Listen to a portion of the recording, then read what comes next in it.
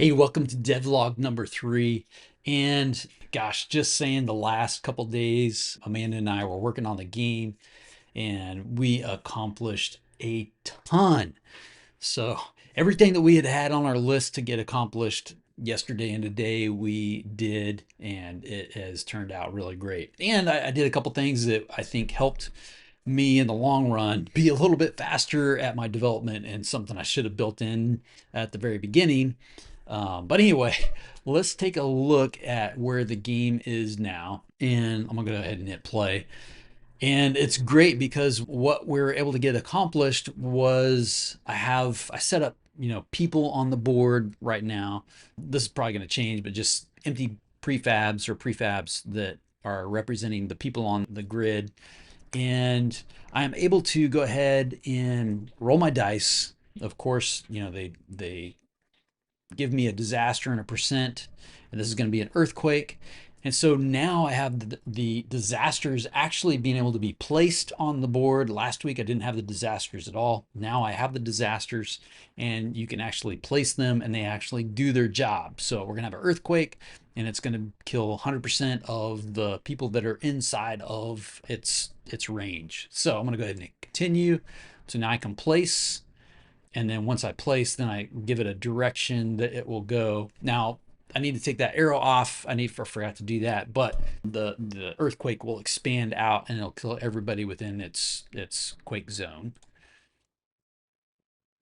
And so we have that kind of splitting out, and you can see that the people are going away that were in that spot. We've got a nice little particle system, and I need to figure out the timing on my feel, the screen shake and stuff, but you get the gist there.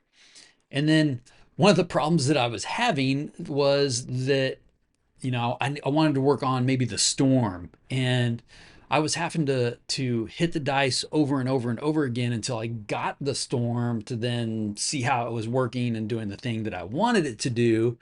And that was kind of silly because that was eating up a ton of time. And so I didn't do that until later today when I was pretty much done with everything. I was like, it would be smart if I just put in shortcuts for this. And so I went ahead and did that now. So I'm using the keys 1, 2, 3, 4 for the 4 disasters that we have currently. So I'll just show you the four disasters so I don't have to roll. So 1 is my volcano, and I just set the strength at 80%. So it'll kill 80% of the people that are inside of its range. So here is the volcano.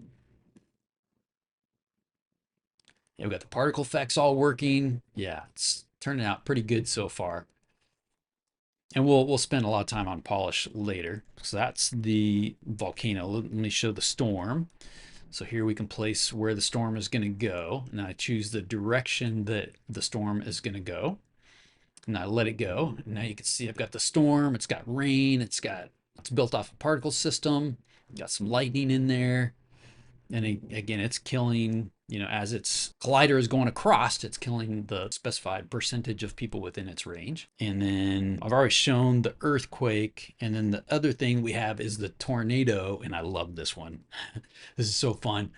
Anyway, so I placed my tornado, and I think I want to get rid of the arrow that's right underneath the tornado, but I have a range here that the tornado, and I set up some noise so that it's going to change the direction of the tornado based off of different parameters that I set up and the speed of the tornado. Anyway, so let's see the tornado in action. So I'm going to set it off going down this way.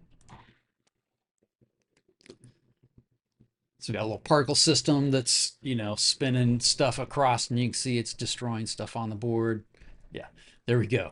So we have 4 disasters. They're all working. They're placeable. They're doing their thing. And so that is what we were able to accomplish over yesterday and today.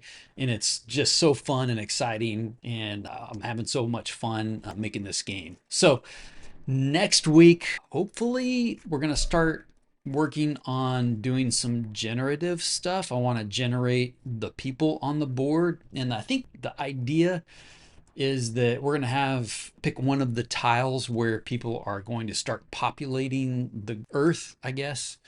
And then after every disaster, then the population is going to continue to grow and expand out. So I need to figure out exactly how I want to approach that. I want to be able to have the people move around on the board and all kinds of different stuff. But I need to start thinking about generation of game objects. So that is what we accomplished this week, and it's really, really fun so far. And that is where we're at. And just note, put shortcuts in your game so when you're developing that things will go faster as you're testing.